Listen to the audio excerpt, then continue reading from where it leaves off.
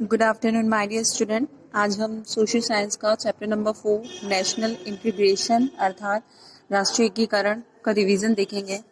National integration is the base of the existence of any nation. राष्ट्रीय एकीकरण राष्ट्र के अस्तित्व का अधिकार है। To understand the meaning of national integration, it is necessary to understand the term of nation is not a synonym to state. It is not a caste either. Generally, the nation represents the collective political, cultural, and geographical feeling of people residing in a certain portion of land. इसे समझने के लिए राष्ट्र क्या है यह समझना आवश्यक है। राष्ट्रीय राज्य का पर्यायवाची नहीं है। राष्ट्र एक निश्चित जाति भी नहीं है। राष्ट्र किसी निश्चित भूभाग में निवास करने वाले भौगोलिक, सांस्कृतिक और राजनीतिक इकाइयों के निवासियों की अनुभूतियों से युक्त सामूहिक चेतना का नाम है। इस रूप में राष्ट्रीय एक भावात्मक इकाई है और राष्ट्रीय एकीकरण उसके अस्तित्व की महत्वपूर्ण शर्त है। Now what is a national integration? राष्ट्रीय एकीकरण अर्थात क्या? The feeling of oneness in respective of caste, creed, region, language, and mutual understanding among the citizens of the nation is a national integration. राष्ट्रीय एकीकरण का अभिप्राय यह है कि राष्ट्र में रहने वाले निवासियों के बीच जाति, पंथ, क्षेत्र और भाषा का भेदभाव किए बिना उनमें परस्पर समान अनुभूतियों और सुख दुख की एकता की भावना का होना। अर्थात आप ये नेशनल इंटीग्रेशन की डेफिनेशन भी लिख सकते हैं। The feeling of oneness in respective of caste, creed, region, language and mutual understanding among the citizens of the nation is a national integration. तो ये राष्ट्रीय एकीकरण नेशनल इंटीग्रेशन की डेफिनेशन हो सकती है। Basically, national integration is a kind of integration of feelings. The feeling of unity, oneness among a people is the foundation of national integration. The national integration symbolizes the commitment, behavior, and feeling of the citizens. राष्ट्रीय एकीकरण मूलतः राष्ट्र में भावात्मक एकीकरण है। राष्ट्र के निवासियों के मन में व्याप्त एकता की भावना राष्ट्रीय एकीकरण का आधार है। राष्ट्रीय एकीकरण नागरिकों के विचार, व्यवहार और संकल्प से उत्पन्न होता है। एक नागरिक के नाते प्रत्येक व्यक्ति का कर्तव्य है कि वह उन शक्तियों और विचारों का विरोध करे और उसका सामना करे जो राष्ट्रीय एकता और अखंडता को कमजोर करती है, तथा ऐसे कार्य करे जिसमें राष्ट्रीय एकता और राष्ट्रीय एकीकरण मजबूत होते हैं। Now historical background. अब जो नेशनल इंटीग्रेशन है उसका हिस्टोरिकल बैकग्राउंड क्या है? National integration was never a problem in ancient India. प्राचीन भारत में राष्ट्रीय एकीकरण की समस्या कभी नहीं रही। People belonging to different countries and regions come to India in the past. समय समय पर कुछ लोग और जातीय समुदाय बाहर से अवश्य भारत आते हैं, तथा अधिकांश लोगों ने वापस न जाकर भारत को ही अपना घर बना लिया। वे भारतीय संस्कृति और समाज के अंग बन गए। वे यहाँ घुल मिल गए। उनकी भाषा, उनके रीति रिवाज, उपासना पद्धति और जीवन शैली भारतीय समाज में धीमे धीमे समा गई। इस प्रक्रिया से यहाँ का समाज और संस्कृति और भी समृद्ध हुई। जब हम भारतीय संस्कृति की बात करते हैं तब उसका अर्थ किसी एक पंथ अथवा किसी समुदाय विशेष की संस्कृति नहीं अपितु समूची भारत की संस्कृति कहलाती है। Now our next point is the concept of national integration. राष्ट्रीय एकीकरण का स्वरूप। There are two types of national integration. दो टाइप के जो राष्ट्रीय एकीकरण होते हैं। One is that which is based on unity, common language, mode of living, rights and rituals, religion and common mode of worship. एक स्वरूप वह है जो एक रूपता पर आधारित है, अर्थात भाषा, रहन सहन, रीति रिवाज, पंथ, उपासना पद्धति आदि। राष्ट्रीय एकीकरण का दूसरा स्वरूप है ऊपरी तौर से दिखने वाले बहुरूपता के बावजूद आंतरिक रूपों से एकता का होना, अर्थात राष्ट्र में रहने वाले लोगों की भाषा, रहन सहन रीति रिवाज, पंथ आदि अलग अलग हो सकते हैं। Integration of India is represented by the second type of unity. India is a vast country which is almost equal to Europe without Russia. Bharat के संदर्भ में यदि राष्ट्रीय एकीकरण की बात करें तो यहाँ दूसरे प्रकार का राष्ट्रीय एकीकरण देखने को मिलता है। भारत एक विशाल देश है जो आकार में रूस को छोड़कर लगभग यूरोप के बराबर है। जनसंख्या की दृष्टि से इसका विश्व में दूसरा स्थान है। यहाँ 250 से अधिक भाषाएं और बोलियां बोली जाती हैं। 22 भाषाओं को संविधान में राष्ट्रीय भाषाओं के रूप में अधिसूचित किया गया है। परंपरा और उपासना पद्धति की दृष्टि से भारत में विश्व के लगभग सभी पंथ की और उपासना पद्धति पाई जाती है। यहाँ हिंदुओं के अलावा मुस्लिम, ईसाई, पारसी, सिख और कई धर्म के लोग रहते हैं। इसी को अनेकता में एकता अर्थात की unity in diversity, the feeling of nationalism strength our unity. यह राष्ट्रीय की भावना हमारी एकता को शक्ति प्रदान करती है। श्रीनगर और Guwahati our country our soil. Srinagar हो या गुवाहाटी, अपना देश अपनी माटी। इस तरह के जो स्लोगन्स हैं वो हम अपने क्वेश्चन में ऐसा लिख सकते हैं। प्रमोशनल फोर्सेस, राष्ट्रीय एकीकरण के सहायक तत्व। The national leaders of our country have put in a valuable effort to maintain the unity and integrity. भारतीय की एकता एवं अखंडता को अक्षुण्ण बनाए रखने के लिए समय समय पर अनेक प्रयास हमारे राष्ट्रीय नायकों ने किए। भारतीय संविधान में ऐसे आदर्शों और सिद्धांतों का समावेश किया जिनसे भारत की एकता शक्तिशाली होती है। ये सिद्धांत भारत की एकता और अखंडता के लिए आवश्यक है।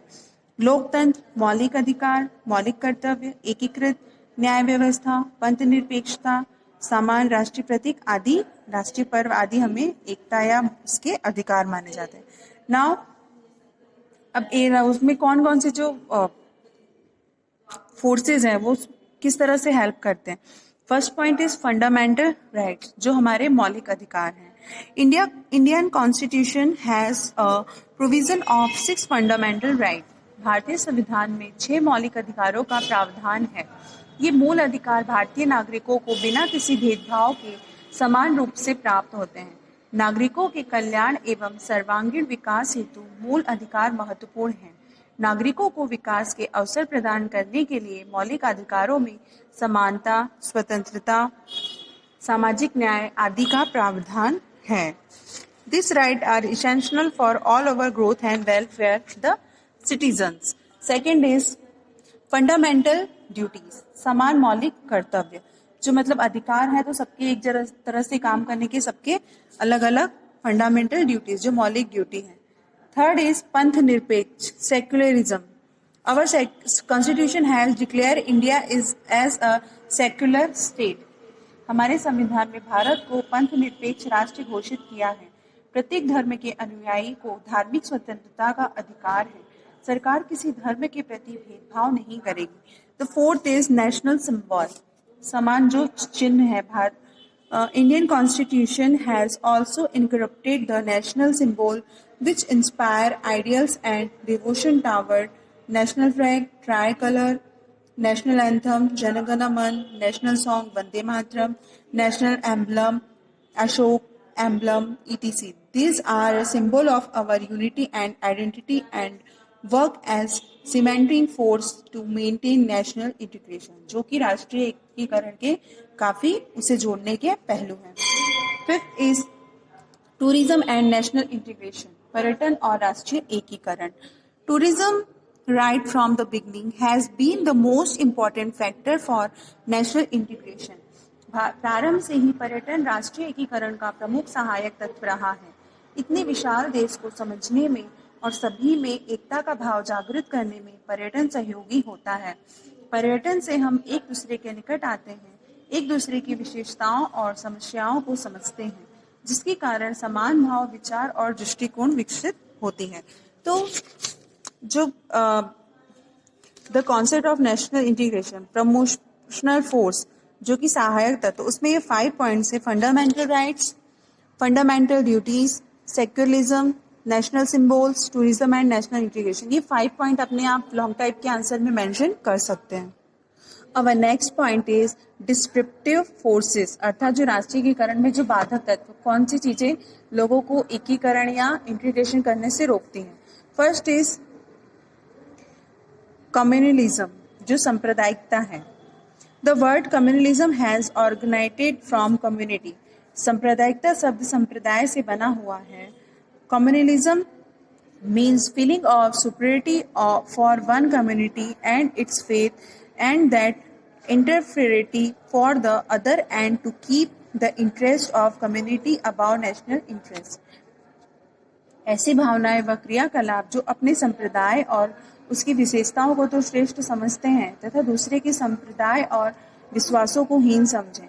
ऐसे दृष्टिकोण अपने धर्म अथवा संप्रदाय के आधार पर किसी विशेष के हितों पर बल देते हैं और इन हितों के राष्ट्रीय हितों के ऊपर समझा जाता है। सेकेंड इज लैंग्वेजिज्म, जो भाषावाद है। India is a country of many language and dialects. भारत में अनेक प्रकार की बोलियां बोली जाती हैं। ये स्वाभाविक है कि हमें अपनी मातृभाषा और बोली से प्रेम है। हम दैनिक क्रियाकलापों में इनका उपयोग करते हैं, केवल अपनी मातृभाषा को ही समझ पाते हैं। इसलिए प्रत्येक क्षेत्रीय भाषा में संबंधित राज्य की राजभाषा के रूप में मान्यता प्रदान की जाती है। ये लोकतंत्र की भावनाओं के अनुकूलन भी है। मातृभाषा के माध्यम से शिक्षा देना अधिक सरल एवं उपयोगी होता है। कई बार भिन्न भाषाई प्रश्न पर देश के सामाजिक तनाव पैदा हो जाते हैं। असुरक्षा की भावना से ग्रस्त होकर भी भिन्न भाषाई समूह अपने भाषाई हितों को राष्ट्रीय हित से अधिक प्राथमिकता देने लगते हैं। इस तरह भाषावाद, जो लैंग्वेजिज्म है, वह जो एकीकरण है नेशनल इंटीग्रेशन में, वो बाधक तत्व बनते हैं। थर्ड पॉइंट इज कास्टिज्म, जातिवाद। आवर एंशिएंट वर्ना और caste system was based on the occupation of man. Casteism is a big obstacle in the path of national integration. हमारे प्राचीन वर्ण व्यवस्था कर्म पर आधारित है। जातीय राष्ट्रीय एकीकरण के मार्ग में बहुत बड़ी बाधा है। जाति ऐसी इकाई है जिसके सदस्य आपस में ही शादी विवाह और खान पान के नियमों में बंधे रहते हैं। जाति के सदस्य जातीय बंधनों को तोड़ नहीं पाते, अतः वे समाज में व्यापक भूमिका नहीं निभा पाते। कालांतर में यह व्यवस्था वंशानुगत हो गई है तथा जाति धर्म के स्थान पर जन्म से जोड़ दी गई है। Now major defect of casteism are caste system divided society into high and low classes. जाति व्यवस्था समाज को उच्च व निम्न वर्ग में बांटती है। Upper caste exploit the people of lower castes. उच्च जाति छोटी जातियों का शोषण करती है। Caste difference become more rigid. जातिगत भेदभाव कठोर होता जा रहा है। Pressures of caste influence politics. जातियों का दबाव राजनीति को प्रभावित करता है। Caste system create trouble in the economic progress and unity of the nation. जाति प्रथा से देश की एकता और आर्थिक प्रगति में बाधा आती है। And the fourth is terrorism, जो आतंकवाद है। The world faces grave threat of terrorism. जो आतंकवाद है विश्व के समक्ष आज एक गंभीर चुनौती बन गया है। This is the crime against democracy and humanity. यह लोकतंत्र व मानवता के विरुद्ध अपराध है। ये क्रूरतापूर्वक नरसंहार का स्वरूप है। आतंकवादी विचारधारा के लोग भय व आतंक के द्वारा अपने विचार मानवता चाहते हैं। आतंकवादी हिंसा में विश्वास रखते हैं और विध्वंसक कार्यवाही करते हैं। इससे हमारे देश में भारी क्षति पहुंचती है। The last point is separatism, पृथकतावाद। The most disturbing state of regionalism give birth to separatism. क्षेत्रवाद की अति आक्रामक अवस्था पृथकतावाद को जन्म देती है। देश से अलग होकर अपना स्वतंत्र राज्य बनाने की मांग करना पृथकतावाद है। To demand an independent state out of the country is called separatism. ये आप सेपरेटिज्म की डेफिनेशन लिख सकते हैं। ये 1 मार्क्स के क्वेश्चन में आपको इजीली आ सकती है, तो आप यहाँ ये जो डेफिनेशन है वो लिख सकते हैं। People of various caste and language live here, sometimes feeling of being ignored, inspiring them to make demand for a separate state. कई जाति और भाषा के लोग यहाँ रहते हैं। कभी कभी अपनी उपेक्षा महसूस करने पर ये पृथक राज्य बनाने की मांग करने लगते हैं।